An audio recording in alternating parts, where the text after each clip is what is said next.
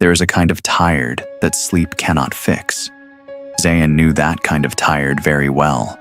He had been carrying it for years, not in his bones, but somewhere deeper. It lived in the place where a person keeps the things they stopped hoping for. He was 27 years old, and he had already made peace with a life that was smaller than the one he used to imagine. Before we go further, there is something I want to ask you. Have you ever looked at your own life and felt like no matter how hard you try, the distance between where you are and where you want to be never gets smaller? Drop your answer in the comments below, and if this kind of storytelling speaks to something inside you, please like and subscribe, because there are more stories coming. Now, back to Zayan. This is not a story about luck. It is a story about what happens when a person who has nothing left to lose finally decides to move. He woke up every morning at 5:45. Not because he wanted to.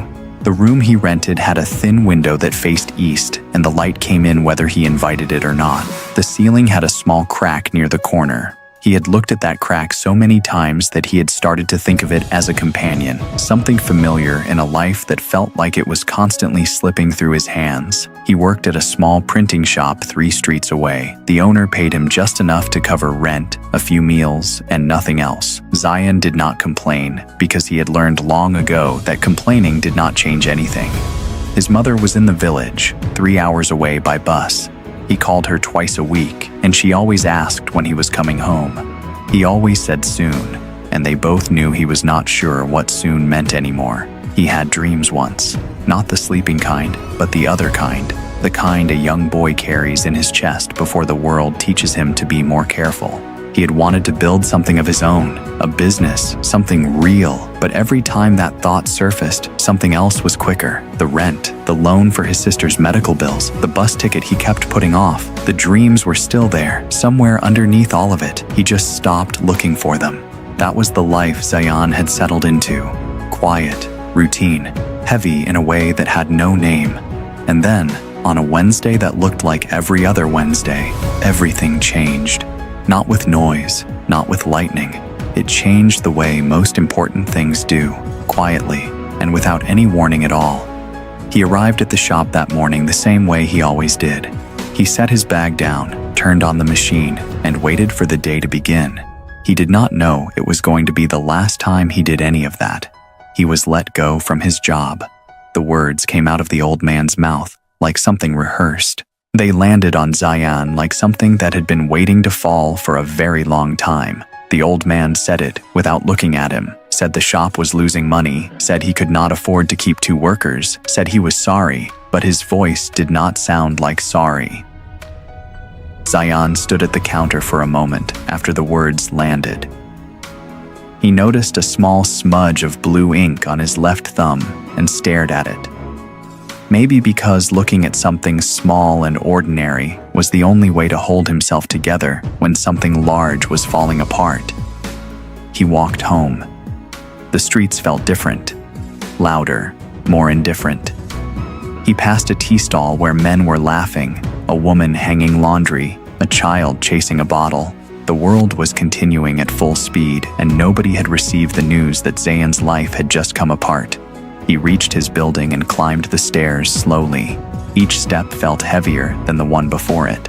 He could not have explained why, but he stopped at the top and stood there for a moment before opening his door. He sat on the edge of his bed when he got home. The room was very quiet, just the fan above him and the faint sound of someone cooking next door. And he could hear, just barely, the sound of his own breathing, in and out, like his body was reminding him this was not the end. He sat like that for a long time, not thinking clearly, not crying, not planning, just sitting, the way a person sits when the weight of something has not fully arrived yet. He thought about all the things he should do. Call someone, make a plan, figure out what comes next. But none of those things would come. His mind was too full of the weight of what had just happened. The light outside changed from white to orange as evening came in. The fan above him kept turning, slow and steady. The smell of someone else's dinner drifted under the door. He thought about calling his mother. He picked up the phone. He put it back down. He was not ready to say the words out loud yet. Eventually, he reached for a glass of water on the small table beside the bed, and that is when he saw it. A letter sitting there under the glass. He had not noticed it before. The envelope was old, the paper yellowed slightly at the edges. His name was not on it. No address, just one line written in careful handwriting on the front. For whoever needs it most. He opened it slowly. His hands were not shaking, which surprised him. Everything else felt unsteady, but his hands were calm. Inside was a single sheet of paper, folded twice. On that paper was a name, a phone number, and 4 sentences. A man named Mr. Ralph had spent 40 years building something, and he had no one left to leave it to. He had decided, before he died, to leave his knowledge, his contacts, and his final opportunity to someone standing exactly where he once stood. Someone with nothing. Someone who had not yet given up, even if they thought they had. Zion read it twice, then a third time. He put it down. He picked it up again. He sat with that letter for the rest of the afternoon. He looked around the room. The same 4 walls, the same crack, the same fan turning above him, and yet something felt different, like the air itself had shifted slightly. He read it one more time before setting it down. Then he just sat there, in the quiet, with the letter in front of him. Part of him wanted to throw it away. Part of him was afraid to let it go. Part of him said it was not real. Part of him said things like this did not happen to people like him. That was the part that had been in charge for a long time, the careful part, the part that had learned to protect itself by expecting nothing. But there was another part, smaller, quieter, the part that had looked at that crack in the ceiling every morning and still, somehow, gotten out of bed. That part was the one that picked up the phone the next morning. He did not sleep well that night. He lay in the dark with the letter on the table beside him. He thought about Mr. Ralph, a man he had never met, who had somehow thought of him. He thought about the words, for whoever needs it most, not the most talented, not the most experienced, just the most in need, and that, Zion knew, was something he understood very well. At some point in the night, he must have slept, because morning came, and he was still there. And the letter was still on the table, waiting. The man who answered was not Mr. Ralph. Mr. Ralph had passed away 11 months ago.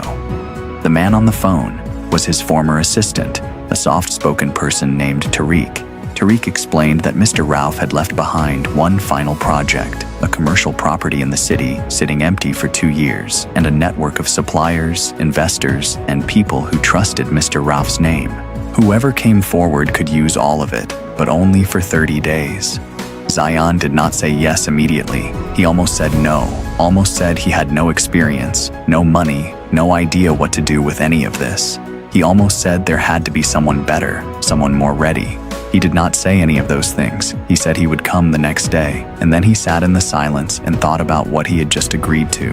That night was different from the night before. The fear was still there, but underneath the fear was something else, something small and unfamiliar, like a door that had been closed for a very long time had opened just a crack. The first week was not cinematic. It was not inspiring. It was confusing and exhausting and full of moments where Zion felt completely out of his depth. Tariq walked him through the property, large and dusty and full of potential that Zion could not yet see. 3 suppliers who had worked with Mr. Ralph for decades looked at Zion with polite skepticism. He was young. He was clearly nervous. He did not know the right vocabulary. He wrote everything down in a small notebook and nodded more than he understood. He went home that first evening with his head full and his confidence low. The notebook was already half full of things he did not yet understand.